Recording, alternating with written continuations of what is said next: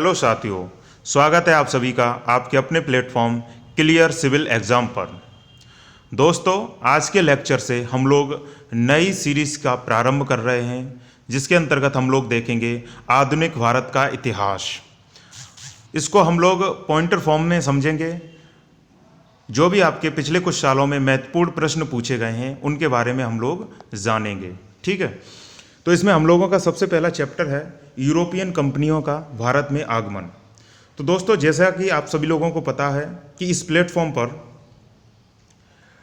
घटना चक्र की ज्योग्राफी, पॉलिटिकल साइंस तथा इन्वायरमेंट की सीरीज़ भी चल रही है। तो प्लीज़ आप लोग उसको भी फॉलो कर सकते हैं और अपने जो भी कॉन्सेप्ट हैं उसको क्लियर कर सकते हैं क्वेश्चन आंसर के फॉर्म में। ठीक है दोस्तों, तो आज हम लोग हिंदी मीडियम में ये चीज़ लेकर के आए हैं और वो आपकी जो सीरीज़ चल रही है वो आपकी इंग्लिश में है। ठीक है, तो इसमें आपका सबसे पहला चैप्टर है यूरोपियन कंपनियों का भारत में आगमन। दोस्तों, सबसे पहले हम लोग ये कहानी समझते हैं कि क्यों ये यूरोपियन कंपनी भारत में आना, या हम यूँ समझें ईस्ट में आने के लिए क्या कारण था इनका। ठीक है दोस्तों, तो इसके पीछे अगर सबसे पहला कारण समझा जाए तो जैसा कि आप सभी लोगों को पता होगा कि 15वीं शताब्दी में आपकी इंडस्ट्रियल रिवॉल्यूशन यूरोपियन कंट्री में स्टार्ट हो गई थी। तो जब ये इंडस्ट्रियल रिवॉल्यूशन वहाँ स्टार्ट हुई तो आपको पता होना चाहिए सभी कार्य आपके मशीन्स पे होते थे। तो जब ये मशीन्स पे कार्य होंगे तो इसके लिए इन्हें रॉ मटेरियल की ज़रूरत पड़ती थी। तो रॉ मटेरियल्स भी आपको ज्योग्राफिकल कंडीशन से, जैसी भी कंडीशन होगी उसी से आपको प्राप्त होंगे। तो यूरोपियंस की ज्योग्राफिक कंडीशन ऐसी थी कि वहाँ पर हर तरीके के रॉ मटेरियल्स नहीं मिल सकते थे।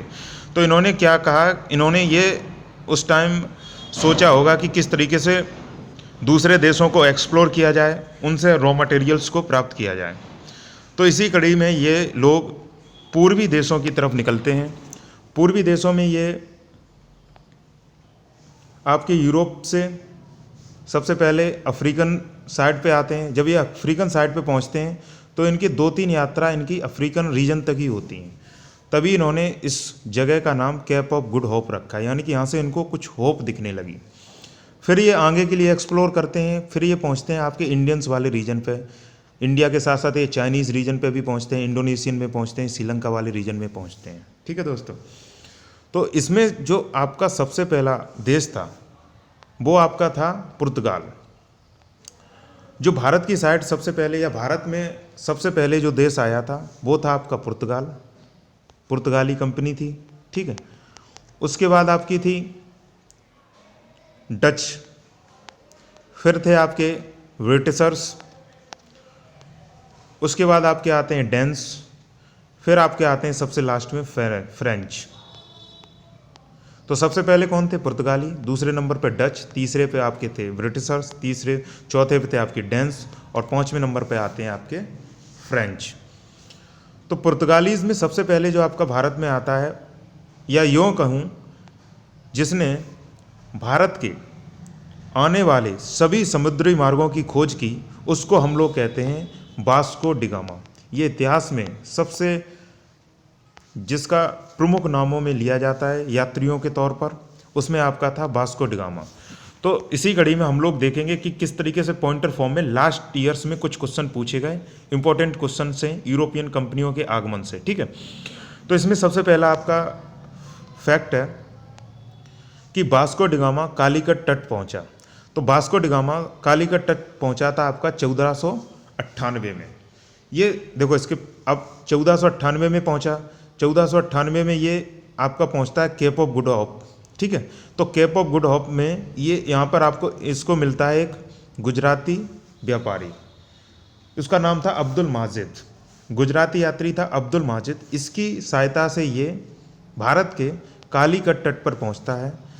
कालीकट तट पर इसका वहाँ का जो लोकल रूलर होता है जमूरिन, इस वहाँ का एक लोकल लीडर होता है, वह इसकी बहुत अच्छे से स्वागत करता है।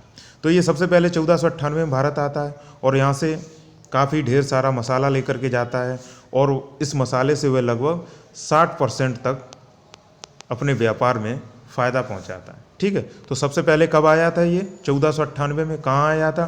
कालीकट में आता है। इसके बाद इसकी फिर यात्रा होती है, फिर ये 1502 में आता है। इसके बाद ये 1524 में इसका यहीं पर देहांत हो जाता है। तो ये इंडिया में ही इसका देहांत हो जाता है वास्को डी गामा का, ठीक है। तो ये इसका पूरा इतिहास था। अगला हम लोग समझते हैं क्या है। पुर्तगाली उपनिवेश का प्रथम वायसराय भारत में था। तो पुर्तगाली उपनिवेश का प्रथम वायसराय भारत में था आपका Francisco de Almeida. Francisco de Almeida आपका भारत में आया था। इसको 3 साल के लिए गवर्नर जनरल नियुक्त किया गया था। ये आपका आया था 1505 में और 1508 तक ये भारत में रहता है, ठीक है। तो फ्रांसिस्को अल्मेडा को ही ब्लू वाटर पॉलिसी का जन्मदाता भी माना जाता है। इसको ब्लू वाटर पॉलिसी का जन्मदाता भी माना जाता है। यानी कि इसकी जो पॉलिसी थी ये अपने आप को पानी या समुद्र पर स्थापित करना चाह रहा था। अपनी नेवी को इसने बहुत ही ज़्यादा स्थापित किया वहाँ पर समुद्र पर, और इसने इसी का नाम रखा ब्लू वाटर पॉलिसी, ठीक है। तो ये आपका 1505 से 1508 तक गवर्नर जनरल के रूप में रहता है, ठीक है। अगला है वास्को डी गामा का कालीकट में स्वागत। तो अभी हमने बताया था वास्को डी गामा का कालीकट में जमोरिन नाम का लोकल लीडर या लोकल रूलर उसका स्वागत करता है, ठीक है। अगला क्वेश्चन है मैच द फॉलोइंग है। तो मैच द फॉलोइंग में देखो आपका सबसे पहले वास्को डी गामा। ये वास्को डी गामा आपका किस देश का था? पुर्तगाल का। कहाँ पर आया था? भारत आया था, ठीक है। दूसरा है आपका क्रिस्टोफर कोलंबस। ये कहाँ का है? स्पेन का है।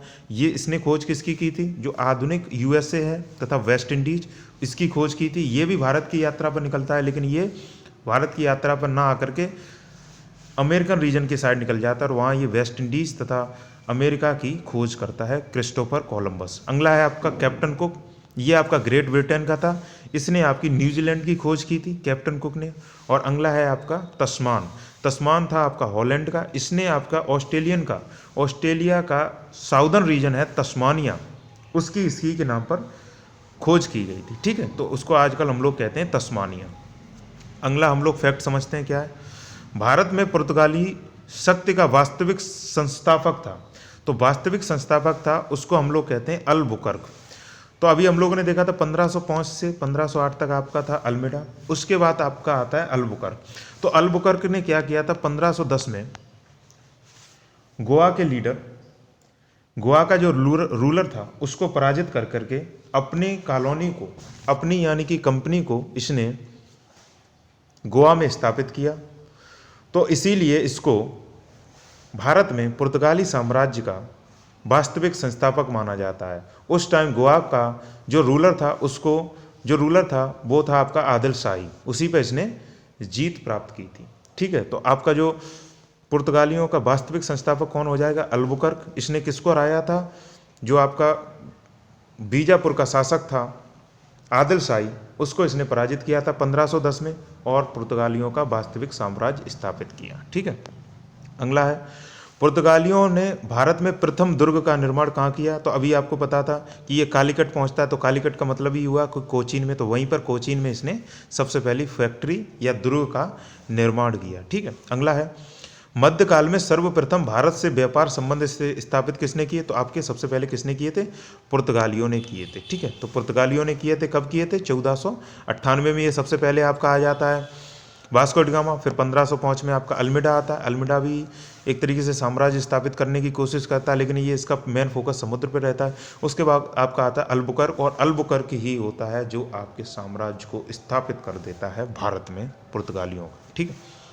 अगला है, ये इतना इंपॉर्टेंट नहीं है, ठीक है। अगला क्वेश्चन है पांडिचेरी के संदर्भ में सही कथन है। तो क्या सही कथन है? मतलब क्वेश्चन इस तरीके से पूछा जाएगा। इसमें क्या है? पांडिचेरी पर कब्जा करने वाला पहली यूरोपीय शक्ति कौन थी? आपकी पुर्तगाली थी, ठीक है। तो पुडुचेरी जो आजकल हम लोग पुडुचेरी कहते हैं उसको, जो 3 भागों में है, आपके आंध्रा रीजन में है, तमिलनाडु रीजन में है तथा कर्नाटक रीजन में है।